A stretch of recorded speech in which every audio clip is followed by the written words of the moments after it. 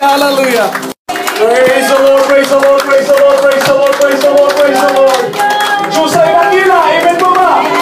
Hallelujah, hallelujah. He is able to supply all our needs according to His riches and glory. Glory Jesus, glory Jesus. Bible's up. This is my Bible. This is my Bible. I am what it says I am. I am what it says I am. I have what it says I have. I have what it says I have. I can do what it says I can do. I can do what it says I can do. Today, Today, I will be taught by the Word of God. I will be taught by the Word of God. I boldly confess. I boldly confess. My mind is alert. My mind is alert. My heart is receptive. My heart is receptive. I am about to receive I am about to the receive incorruptible, the incorruptible, the indestructible, indestructible, ever-living ever-living seed of the Word of God. seed of the Word of God. I will never be the same again. I will never be the same again. Never, never, never. Never, never, never. In Jesus' name. In Jesus' Amen. name. Open your Bible in the book of Matthew. Matthew chapter 7, verse 7. Sabay-sabay natin basahin mga kapatid. Matthew 7, verse 7. Okay, handa na ba lahat? Okay, kung handa na, masabi ng amen. Amen. Okay, ready, go! Ask and it shall be given unto you. Seek and you shall find. Knock and it shall be opened unto you. Praise the Lord. Father in heaven, use your servant, be an instrument of your word in Jesus' name. Amen. You may not take your seats mga kapatid. Supply is ever present. Within this month mga kapatid, our theme will be about supply. Pastor, economics na pala ang topic natin ngayon. Supply and demand. Kung walang demand, walang supply. But my topic this month, or my theme this month, is supply. And my topic for today is supply is ever present. Kung may supply man mga kapatid, tayong aasahan that the supply of God is already here. Kung sasabihin mo, Pastor, saan? Hindi ko nakikita. Because yun lang ang kaya mong isipin. Yun lang ang kaya mong tingnan. But the Lord tells us, ask and it shall be given. Seek and ye shall find. Knock and it shall be opened unto you. It is always available. It's up to you whether you will claim it or not. Ang pag-claim nasa sa akin lang po. The problem of most of the Christian is we are mostly contented or satisfied with what we have. Later, I will differentiate contentment and satisfied. The Bible tells us, be content. But it never tells us, be satisfied. Now, later, I will discuss what is the difference between the two. Ask, and it shall be given. Seek, and ye shall find. The Bible tells us to ask. What if it will not be given? Seek, maybe you can find. It's already there, right? Hanapin mo na lang. Pinakita ko na, Pastor, pero sarado eh. Hindi ko matuka pag bubuksan ka. It's a step-by-step action. When you ask, then seek for it. Because it's already there. The Lord already throw the answer, but the problem is we never recognize the answer. Sometimes akala natin, problema, pero yun pala, sagot na. Kasi we don't see from the perspective of the Lord. We saw it according to our preferences. Lord, gusto ko ng pagkain mula sa langit. Okay, bibigyan kita. Lord, hindi naman ito yung expectation ko. Ang gusto ko, bread. Look, bread with slice. Sabi ng Lord, no, mahal na. Ito yun, kasi pwede mo gamitin kahit anong gusto mo. Sometimes, it is shaped in a different way na hindi minsan natin naintindihan yung way ng Panginoon. Minsan yung blessing ng Diyos nandyan na, pero hindi tayo nagpapasalamat sa Lord at hindi natin i-recognize na nandyan na pala ang magpapala na binigay sa atin. The supply is already there. Yes. But the problem is, we want it to be in the package that we want. Yung package, gusto natin yung pagkalagay, dapat naka-red label. Tama ba? Eh, iba ang purpose ng Panginoon eh. Sabi niya, hindi mahalaga yung package, ang importante yung laman. Now, let's discuss this. New philosophy. Man has to be happy and content, but not designed to be forever satisfied. Pastor, parang mabigat yan. Yes, it is. Mabigat. Man has to be happy and content, but not designed to be forever satisfied. I have to be contented. But we are not designed to be forever satisfied. Bakit? If we are forever satisfied, we will no longer desire for heaven. Bakit? Satisfied ka na eh. Bakit ka magpunta ng langit? Satisfied ka na. Dito na ako manahan. And I don't want to be satisfied because I want to go with Jesus. Amen. I want to be content with what I have, but I don't want to be satisfied. Maybe for a moment, I will be satisfied with the food, but the day after, I will desire for more.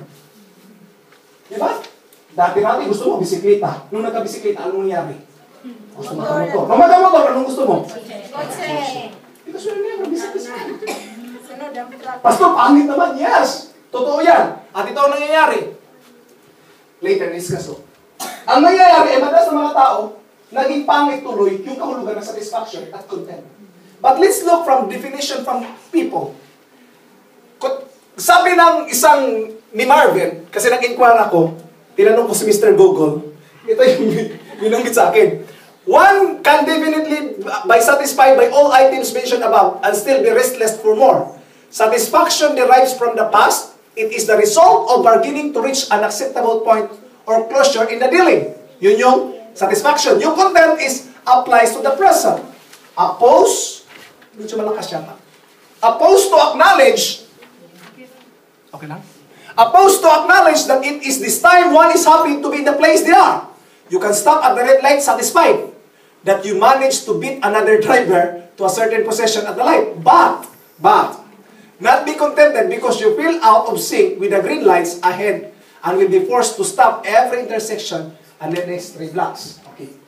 Di-differentiate na. Hirap, Pastor. Hindi ko pa rin nakuha. Si Marvin yun, ha? Pangalawa. Si Andy Craig. Sabi ni Andy Craig, from his blog, the dictionary defines satisfaction as fulfillment or gratification of the desired need or appetite. Yun yung definition ng satisfaction. It defines commitment as satisfied with things as they are. Parang pareho lang eh. We can have satisfaction for a moment, a day or two or whatever is appropriate for an achievement. But then we turn our sights to the next goal in our lives. We are satisfied for a moment, but later on, we will decide for more. Parang malabo pa rin, Pastor. Ito.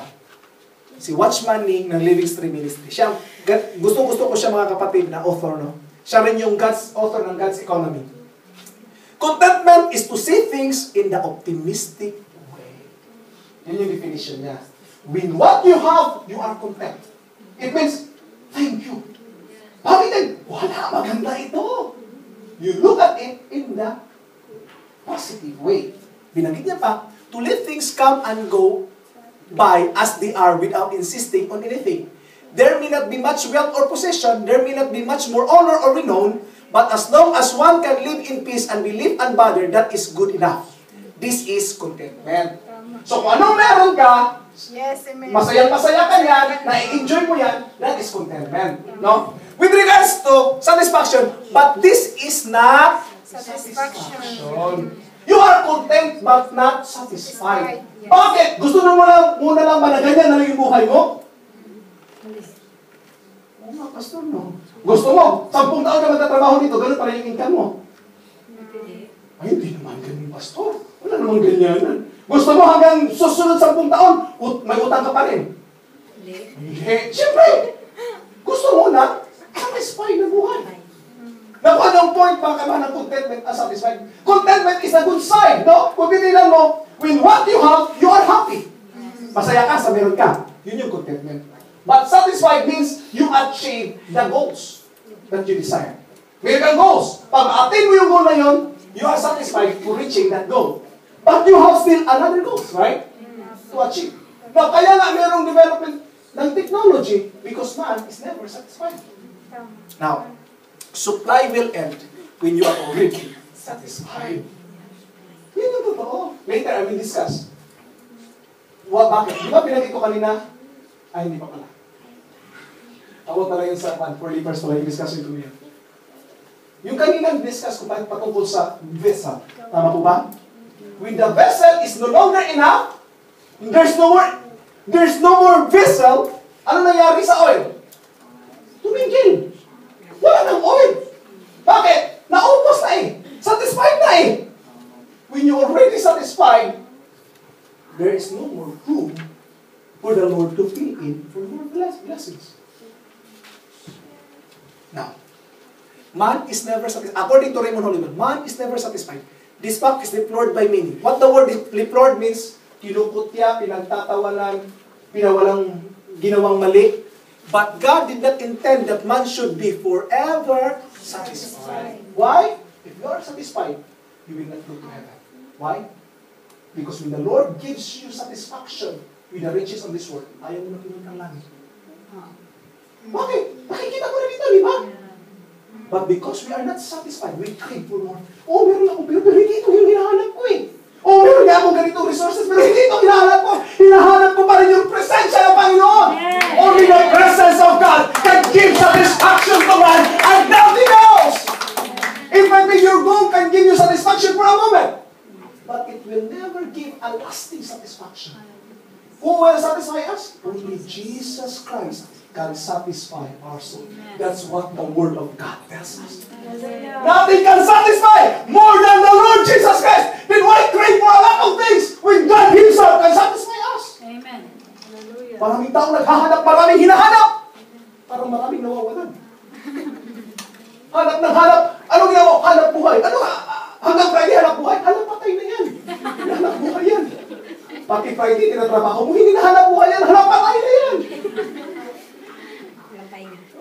Bakit? You don't understand who is the source of satisfaction. You might have all these riches, but without Christ Jesus, everything is in vain. Walang pakinabang yan, mga kapatid. Ang lately lang, nakausap ko si Mr. Willie Revilla, yung kumpare ko. Sinabi niya na kailangan niya na mabuhay ng simple. So, bininta niya yung isang Ferrari niya, 25 million ngayon. Ipamigay niya, tapos mahihirap. Kanila ko lang, tinawagan niya ako. Nag-post niya mga kapatid, nag-post ang sinundan niyo kasi siya.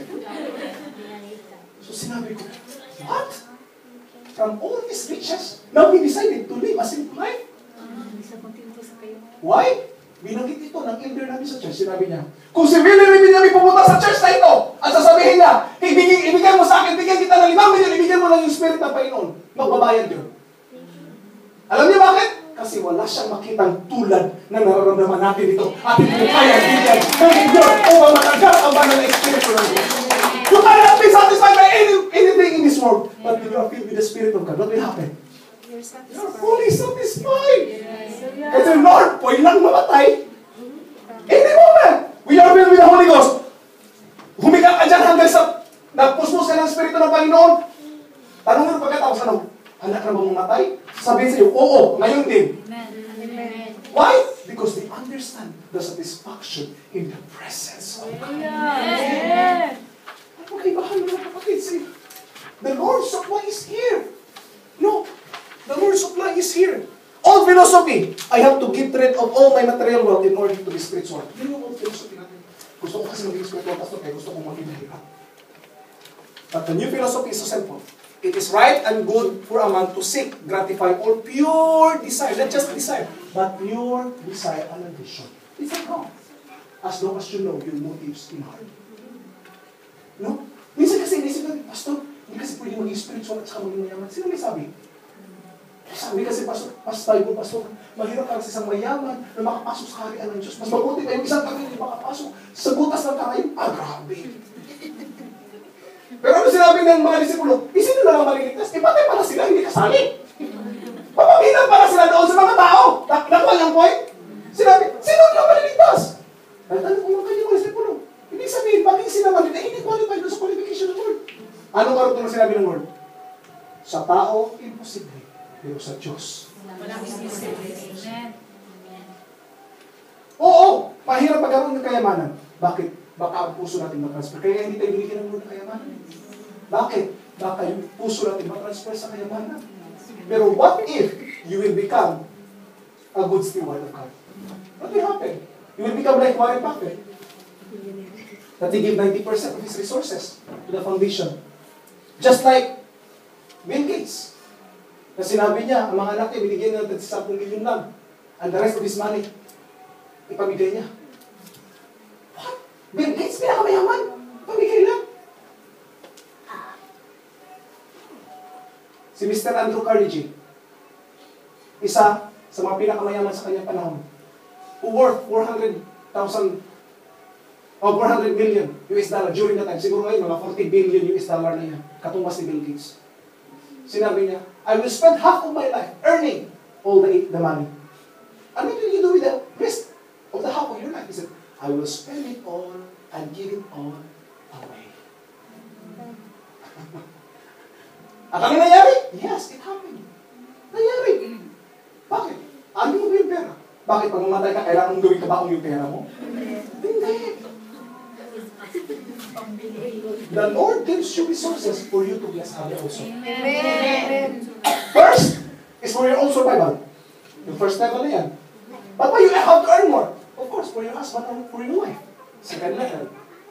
Eh hanggang para labasin yung dalawa, paano? Magkaanak ka na ako. Pangatlo. For your children. Eh ngayon, hanggang doon lang ba yung resources mo? Wala kang expansion? Why not? Earn more to spend for your community. So that's weird. Why? Then why can't? Why do I have to do that? And why not? Yun lang naman nasagutin. Why not? Church, get rid of world old philosophy. Take the new one. Sometimes mga kapatid sabi natin, Pastor, Pastor, ganito, ganyan. Church, I want to tell you. Hanggang saan ba ang pagpapala na kayang bigyan ng Diyos sa'yo? Hanggang saan ba ang supply ng Lord? Walang limit! Eh, bakit mo limitahan ng Lord? Nung tinanong si Manny Pacquiao, ano gagawin mo sa pera mo? Eh, bumili siya ng 5 hectares ba yun? Pinatayuan ng simbahan? Sa Jensen? Magkano halaga? 200 million ba yun? Church. Pinatayo niya ng church. Ayun, saan si Manny Pacquiao ngayon? Kasama ni Francisco. Nandoon sa... Kasama si President Obama sa kanilang meeting. Nag-absent ako kasi may church tayo ngayon. Ayaw kong i-miss yung church. Sobra si Pastor. Social yun siya, hindi ko alam nung group yan. O, kaya nag-meet ako kasi ayaw kong ma-miss yung 5D talaga na pupunta dito. Okay ba? Amen. So, kasi mas importante kayo sa akin kaya President Obama. Kunyari lang, no? Okay. We affirm repeatedly. Okay, take note of this phrase. We affirm repeatedly that God is our supply. Is it true? Yes. Okay. Now, tingnan nyo ito. And if we would take a moment and trace our supply back to its source, which is God, we would agree that that statement is true. Amen. The difficulty with some is that they can more easily look to the Creator for the source of their substance than to mas tinitingnan nila yung Creator kaysa Creator. Paano yan? Ganito. May problema. Saan tayo tumatakbo? Sa bangko. Tama. Sa kapitbahay. Yun yung muna natin. Kaibigan, Pastor. Kaibigan. Church, go to the Creator first. Ask for wisdom. Anong gagawin ko, Lord? Nandito yung scenario. Go to the Lord. And the Lord will say, okay, this is what you are going to do. Why? I believe that this word is complete at wala mang isa na kulang para sa buhay natin. You want instruction about your life? Go to your book. Search your Bible. Because God is supplier. God is our provider. Everything that we need is in God. Amen. He is the source. Amen. Kung siya ang source natin, bakit hirap na hirap tayo maniwala na siya ang source? Now, in Philippians chapter 4, verse 19. But my God shall supply all. Some or all? All. Ano? All. All your needs. Financial na dyan yan. Physical na dyan yan. Lahat ng aspect ng pangangailangan, provided yan ng Panginoon. The problem is we don't believe. According to what? According to Central Bank? According to the World Bank? No! According to His riches riches! Church, gaano kayaman ang Diyos na pinaglilingkuran mo? Kumpara sa bangko na meron tayo. Walang kapantay, Sister Wendy. At totoo yan, walang kapantay ang aking Diyos. Kaya nang isupply, ano man ang pangangailangan meron ka. By Christ Jesus. Our problem is so simple. We don't really believe. What? Believe. We don't really believe that God is the source of our substance. Ang kulang pa rin ng bagay. Sabi niya, I already supply. But the problem is you don't believe. We work too hard. Sikap at syaga. Tama naman yun, hindi naman masama. Ang sipag at syaga. Pero pagtitiwala ay kailangan din sa mga salita ng Diyos. Minsan sabihin mo, kulang pastor eh. Kaya hindi ko masunod itong verse na ito, malakay treatment. Hindi ko, kulang pastor eh, kaya hindi ko masunod ito. Bakit? Hindi ka ba nagtitiwala sa Diyos? Amen. Saan ba yung magtitiwala mo? Sa resources mo? Sa kakayanan mo? Bakit? Kung wala kang lakas, makapagtrabaho kaya tayo? Amen. Hallelujah. Church, everything is provided by God. Pastor, hindi ako makapagsimba kay pastor. Bakit? Kasi Friday, pastor, busy ako, pastor eh. Marami akong bibisiting eh. Pastor, 5 yun, pastor. Malaki rin yun. 5? O, tignan ng oras. Overtime. Overtime. Malaki yun. O, diba? 4 o 5. Kasi isang araw ko hindi ko report yun. Magbibigay pa ng taxi. 2 GB. Kasi hindi yun, pastor. Alam mo, pastor. Pastor.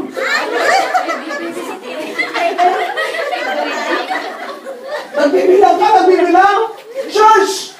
Kung ang Diyos magbibilang sa'yo ng pagpapalang kaya niyang ibigay sa'yo, kaya mo kayang bilangin? Hindi! That is how God will provide all your needs! Nakukulangan tayo ng pananampalataya sa Kanya. I'm challenging all the Filipinos of this country. Kung maglingkod lang sila sa Diyos, walang magkukulang sa buhay nila. I am challenging all the OFW in this place. I am challenging. Kung maglingkod sila na may katapatan sa Diyos, ibigay at sundin ang lahat ng nakasulat sa Biblia, I will tell you, hindi malayo uwi sila ng Pilipinas na magandang takbo. Hallelujah. If they will only follow the plan, the financial plan of the Lord. Amen. It is hard for some to believe in something they do not see. Ano yung ba nauna? Seeing or believing? Believing. Eh, kasi minsan tayo the law founded in our belief, which in turn determines our sight. We will only see if we will believe. But if we would believe in the providence of God, we will not see. Gusto mo makakita ng milagro? Di maniwala ka. Start to believe. Hindi ka nakakita kasi hindi ka naniniwala, kaya rin gawin. When I start to believe in God, who is the provider of all, I step up my faith and said, magre-renta tayo. Magkano di? 10,000 per month. Sabi niya, kaya natin yan. Sabi ko, kung hindi ka maniwala kasama ko, sabi ko, huwag na tayo mag-renta kasi hindi natin yung makukuha. Sinabi niya, o sige di, mag-renta tayo. Saan tayo maghanap? Sabi ko, may negosyo tayo, di ba? So we step up our faith and the Lord sustain us for a year. Amen. Maganda ang takbo. And we become an influence in our community. At ano nangyari? The Lord blesses us. Nandito naman ako. Kasi baka natakot ang Lord after 10 months, of 10 years na naman. Mas nalaki yung renta noon sa inupahan. Nandito ako ngayon. For 1 year of experience of that building na pinalago ng Lord ang faith. Sinabi ko, Lord, I don't know how to handle this monthly payment, but I believe in your resources. Amen. If I will step up my faith and believe that you are able. Ilan ang membro meron kami? 5. Madalas pang-absent ang 3. 2 lang ang present. Yung ina at saka yung anak na 2 years old. Pagpapastor ka niyan, 10,000 per month. Saan ka maghahanap ng pera? Nothing. But God supply all our needs according to His riches and glory, which is in Christ Jesus. We have to believe before we can see. It's quite impossible. Sinabi nga ng yung absinot na kaibigan ko, sabi niya, Pastor, kahit pa mag-aamot kami ng tagpa 500 linggo-linggo, hindi po mababayaran. Yes, sure, you're true. Hindi, even na tayo. But I believe in God, who is able. Yes, amen. God prosper our business and the Lord bless us so much. Amen. Hallelujah. And I believe Pag-uwi ka ng Pilipinas, i-bless ka ng Panginoon. Amen! Ano ba yung faith para pastor? Faith is the substance of things hoped for, the evidence of things not seen. Paano maging ebidensya yung hindi mo nga nakikita? That is faith.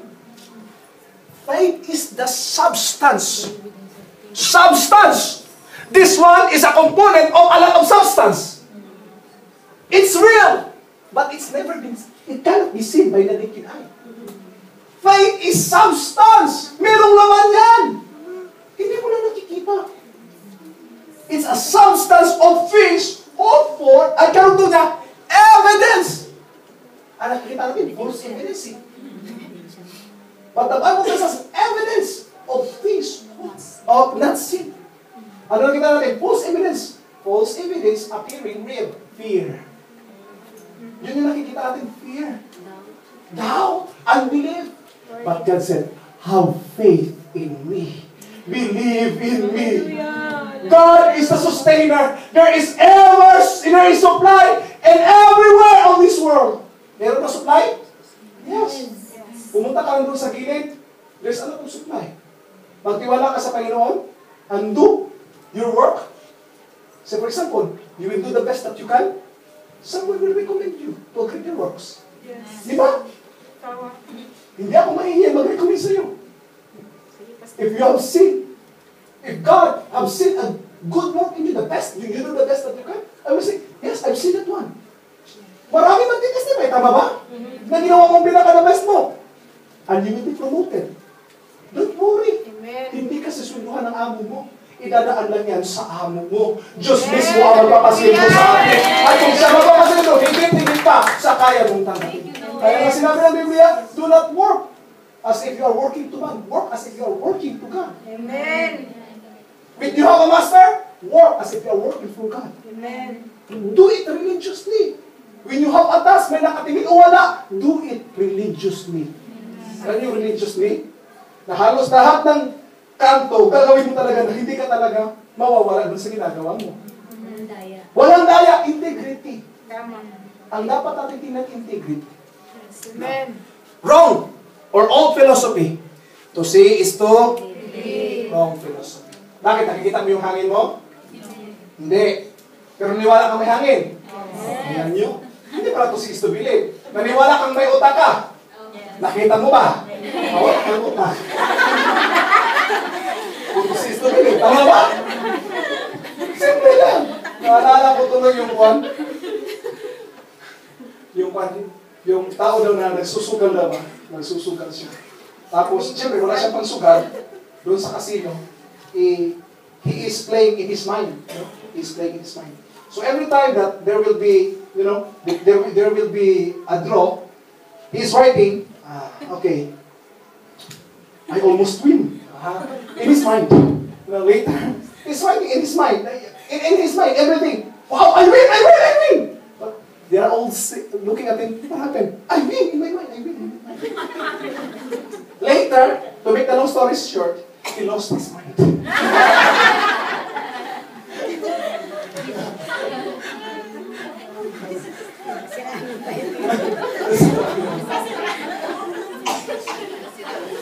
To see is to be. All the supply there ever was, still is, and ever shall be. For nothing can ever be wasted or lost. There can never be a shortage of supply. Bakit? Ano mangyari pag mamatay tayo? Open face, ano ba? Ano ba? Ginagawa pa ba? Sabi ni Mayor Duterte, gawin pagkain ng kuwan. Okay. There is nothing lost. Bakit? Binanggit ko kanina, nung ginawa ang light bulb, may naubos ba? May nabawasan ba sa mundo? It's all here. May kinuha ba sila sa Mars para idagdag dito? Wala. It's all here. The supply of God, it's all here. All we need to do is ask, seek, and knock. Because some people do not see an abundance around them and do not enjoy plenty is evidence that they do not understand or do not apply God's principles or the law. Bakit maraming mga tao hindi naniniwala na pwede tayong anunin sa buhay?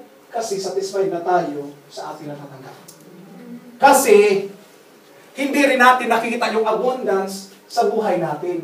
Kaya hindi tayo naniniwala na may abundance na tayo makikita. At iniisip natin, kulang, pastor, kulang. Hindi mo kasi nakikita na abundant yan. Bakit dati-rati, yung kinikita mo 3,000 na napagkakasya, ngayon 10,000 na o ilang libo na yan, bakit kulang pa? At minsan nakakautang pa. Tama ba? Tama. Anong problema? The problem is we don't see it as a blessing. Tama. Ano bang purpose ng blessing na binigay ng Lord sa iyo? Pagdadala ng problema mo? Hindi, ginagawa mo kung ano po para maging komportable. Ginagawa, binibigay sa atin yung resources na yan para maging komportable tayo sa buhay. Kung ang resources na yan magbibigay sa'yo ng kabigatan, hindi niya ginagawa yung purpose para sa kanya. Tama ba? Kung mag-isip mo, pagdating ng pera, nalungkot ka agad. Bakit? Kulang pa. Hindi niya natapos yung purpose para sa'yo. Bakit? Ang purpose para sa'yo niyan, para magamit mo sana. Pero nag-cause sa'yo ng problem, hindi niya purpose para yun. Nakuha niyo? So ano pala ang purpose nun? Ang purpose yun para magpasalamat ka sa Lord na binigyan ka ng pagpapala. Yun ang purpose, and the Lord will add you more. Amen. Start tayo dito ng illustration, ha? Sister, sample lang. Marami ang pera nito ngayon. Bibigyan kita ng 5 GB. Sample lang, ha? Sa ulit mo, ha? Bibigyan ng 5 GB. Ano ang mangyayari ngayon pag nakasimangot siya? Hindi siya magte-thank you sa akin. Kulang. Bibigyan ko kaya? Hindi. Akin na nga yan? Di ka ba lang marunong magpasalamat? Kaya sinabi ng Biblia, sila nawalan, kinunan pa. At yung may 10, binigyan pa. Yes, amen. Because they know how to handle Yes, the money. amen. Hallelujah. Because they know how to give thanks to the Lord when the small, when the amount is small. Amen. But when it becomes bigger, mas lalo tayo magpapasalamat sa Diyos. Kasi lumalaki na! Hallelujah. Ang nangyayari nung lumalaki na, kulang pa rin, Lord. Eh. Bakit? Remember this, your income will always meet your expenses. Amen. It will always meet your expenses. Hallelujah. Bakit? Kung 10,000 pa rin, nagkakasya. Yung lumaki na. Hindi pa rin kasi ang Hindi pa rin kasya, kulang. Ano nangyari? Parang hindi lang tabalansi. Do not see an abundance around them. Hindi nila na-appreciate. Hindi nila nakikita yung abundance ng Lord. Amen. But if we will start to give thanks to the Lord, Lord, thank you for the supply that is here, oh God, that is always here. Yes, Lord. And then the Lord will recognize your effort and will say, okay, you are faithful. I will add you more. But remember, when you have more, learn also how to manage what you have. E nung dumami din, mas marami ka rin ginagastusan. Ubos na din. But when you know how to manage what you have, the Lord will say, oy, napagkatiwalaan ka sa 1 scoop na ice cream, bibigyan kita ng 3 scoop. Yay. Ano yung sabi, Pastor, nung meron ka ng pera, nag-save ka na, nag-invest ka pa, of course, sabi ng Lord, okay, i-bless ko yan. Dadagdagan ko yan. God will bless you accordingly. Praise the Lord. Thomas Edison, Invention of the Light Bulb by Thomas Edison. When his carbon light was brought to the people as a new kind of lighting, far superior to a method then known, did they really accept it? Tinanggap ba nila agad yun? Nung sinabi ni Thomas Edison, ito magandang lights. You know? Kasi tangos lang ng ilong ko. Many thought it ridiculous and too expensive.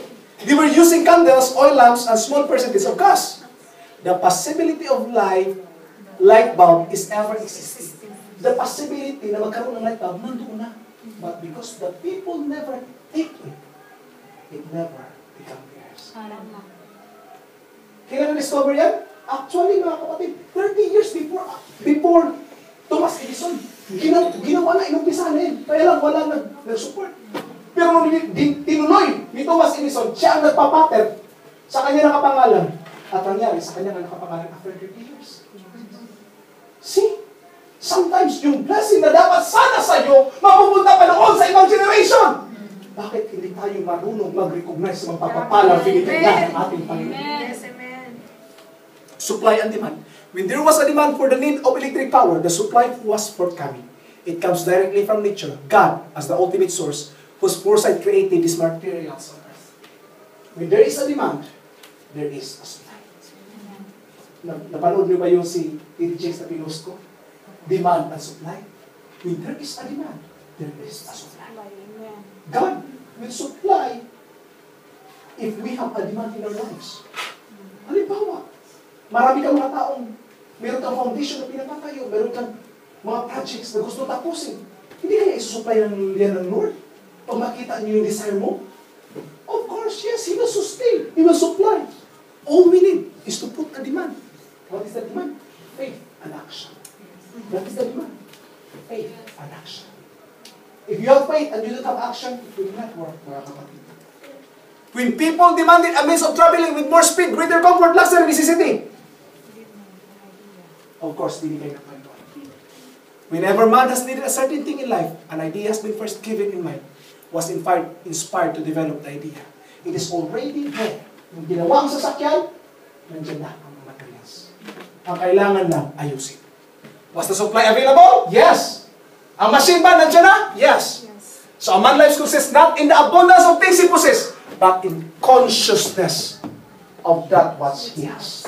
Are you aware na may pagpapala ang Diyos? Amen. Kung aware ka na may pagpapala ang Diyos, bakit hindi mo tanggapin? Man possesses the whole world and its all wealth, yet it's only able to enjoy what his consciousness permits him to discern. I will end with a story of the poor leprous man. Ano nangyari sa poor leprous man? Hindi na natin basahin ang istorya. Nakaupo sila doon, sabi na. Sa loob, hindi tayo makapasok. Dito sa labas, baka tayo papatayin.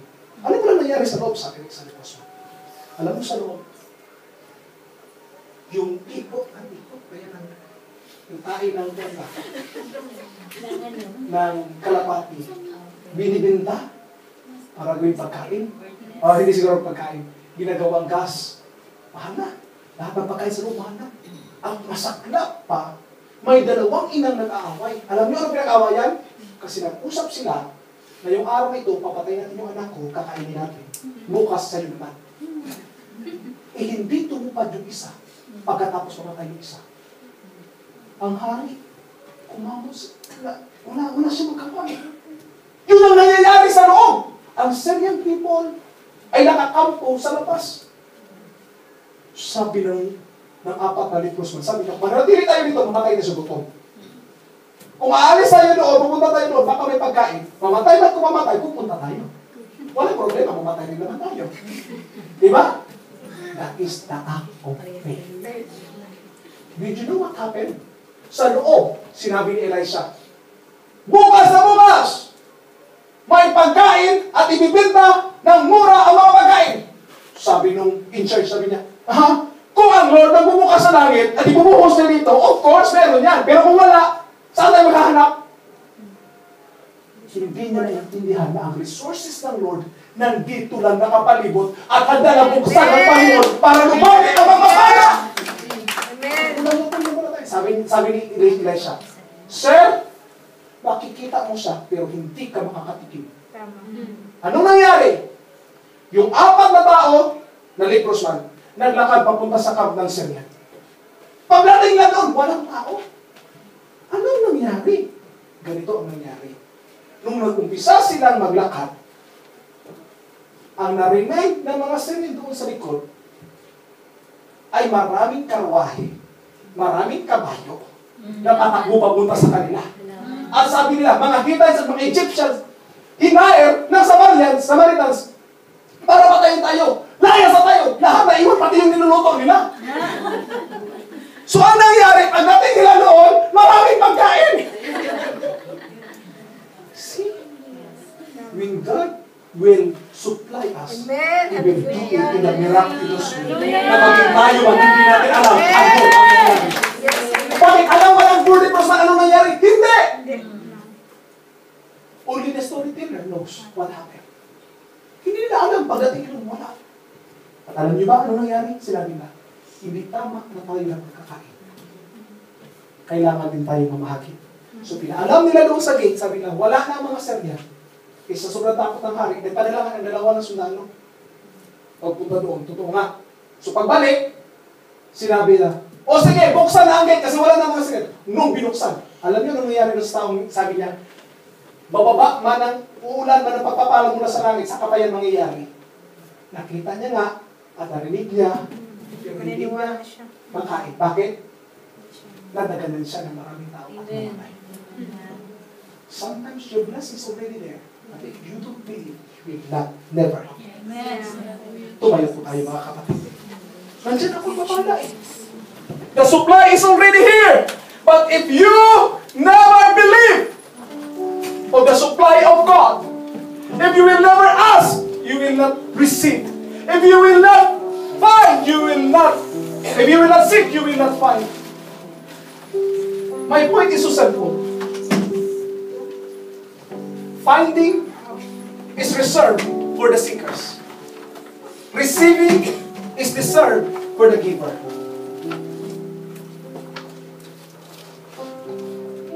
Church, if you want the blessing of God, you have to do something in the kingdom.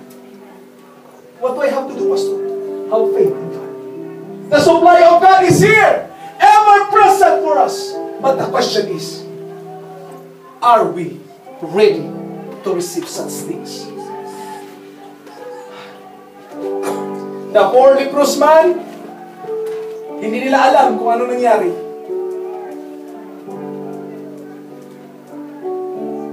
But when they arrive in the camp, nakita nila ang kaibahan, mga kapatid. They have seen the resources, the bountiful blessing. Minsan hindi na nakikita ang supply ng Lord. Remember that supply is ever present. Pero kung ang pananampalataya natin, mga kapatid, ay hindi natin pinalago, huwag tayong umasa na matatanggap natin yan. Kung ang ating pamumuhay ay hindi natin iaangat sa level na desired ng Panginoon para sa atin, never expect na darating yan sa buhay natin.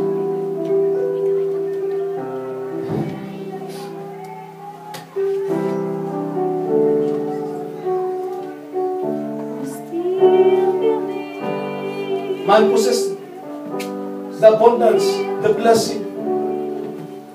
Remember that you will only achieve what you have conceived. You will only gain the things that your mind can take in, or your faith can take in. Kung ang pananampalataya mo, ganito lang ang Diyos mo at hindi niya kayang ibigay sa iyo, huwag kang umasa na matatanggap mo ang pagpapalang hinahangad. But I am challenging you today. Trust in the Word of God, because supply is ever present. His supply is here. All you need to do is to come to His presence and say, I have to come to the presence of God. Now we will open this altar for you. Ano ang kailangan mo ngayon? Problemado ka ba sa finances? Or God is our supplier. Come here. Problema ka ba sa iyong katawan? May karamdaman ka ba? Come to this altar. There is healing in this altar. Problemado ka ba sa pamilya mo? There is emotional healing in this altar. All you need to do is to have faith and act today by coming to this altar. Do you believe? Do you believe that supply is ever present?